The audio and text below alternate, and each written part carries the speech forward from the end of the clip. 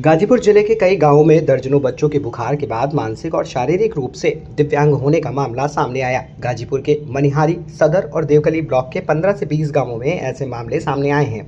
इन गांवों में दर्जनों बच्चों में जन्म के कुछ दिन बाद मानसिक और शारीरिक दिव्यांगता पाई गई।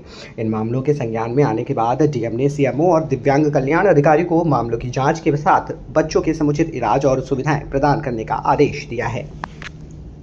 और रस्सी बांधले कि यार किधर जाएगी, कोनो काम धंधा करे तो गाड़ी घोड़ा से चापा पड़ जाएगी, किधर वो भाग के चल छत पर जाएगी तो गिर जाएगी। बोलती भी नहीं है, खाना भी नहीं खाती, अपने से पानी भी नहीं पीती है। दिन भर मर मैदान को क्या हमेशा दिन भर पर पिसा खुला करती है, बताती बोलती भी नहीं। एक बड़ी बहनी के 4 महीना बाद, छोटी के 6 महीना बाद वो झटका फरका बता बोली वोली बंद हो गई जी, बोलबो नहीं करेंगे।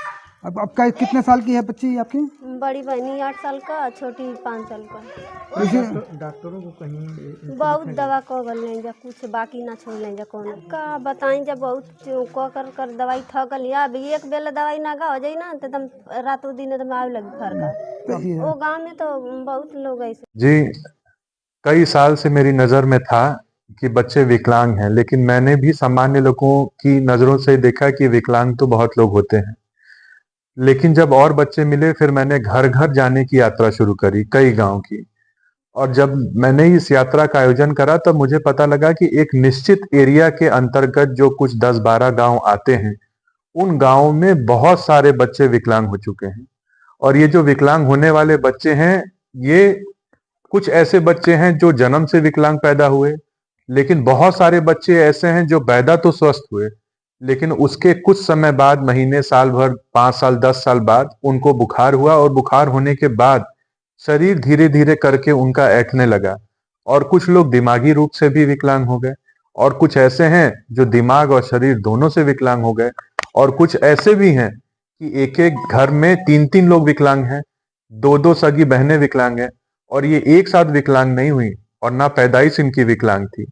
ये लोग समय के कुछ समय बाद विकलांग हो गए। जैसे मैंने प्रथम दृष्टि में ये सोचा कि विकलांग तो कोई भी हो सकता है, वैसे ही जब किसी के घर में विकलांग बच्चा पैदा हुआ तो उनको लगा कि ये तो सामान्य बात है। लेकिन जब अब लोगों ने देखा है कि सिर्फ हमारे या बगल वाले के घर में नहीं, आसपास के गांव में बहुत सारे लोग विकलांग हैं, तब इस बात की चर्चा हुई कि नहीं, ये तो कुछ अलग ही चीज है।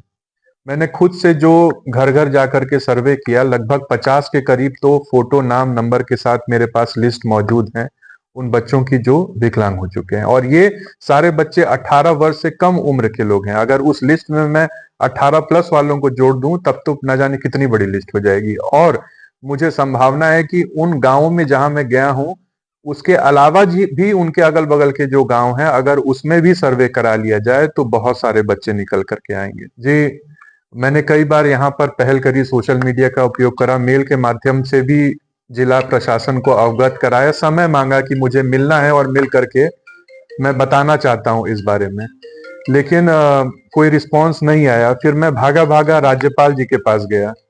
राज्यपाल जी के यहाँ राजभवन पहुंचकर मैंने वहां अधिकारियों के समक्ष अपनी एप्लीकेशन दी, और उसके बाद वहां से तत्काल 1 मिनट के अंदर गाजीपुर जिलाधिकारी जी के पास फोन किया गया और पूरे मामले को फोन पर अवगत कराया गया। फिर तत्काल रूप से एक पत्र लिखा गया और उस पर कहा गया कि इसकी जांच कराई जाए, और जो भी जांच हो रही है उसकी सूचना सचिवालय राजभवन को